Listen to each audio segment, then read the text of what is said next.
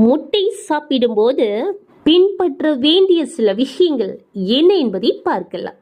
முழு ஊட்டச்சத்து பெற முட்டையை குறைவான வெப்பத்தில் சமைத்து சாப்பிட வேண்டும். மஞ்சள் கருவை நீண்ட நேரம் வேக வைக்க கூடாது. மீடியமாக வேகும் போதே வைட்டமின் டி மற்றும் ஆன்டி ஆக்சிடென்ட்கள் அதிகம் இருக்கும். முட்டையுடன் வெங்காயம், தக்காளி, குடைமிளகாய் சேர்த்து சமைத்தால் நார்சத்து மற்றும் வைட்டமின் ரெட்டிப்பாக கிடைக்குமாம்.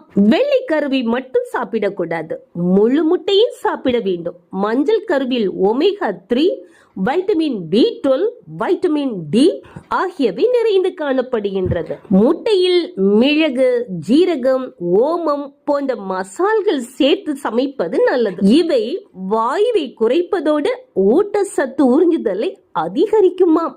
முட்டை சாப்பிட்ட உடனே டீ, காஃபி குடிக்கவே கூடாது. நன்றி.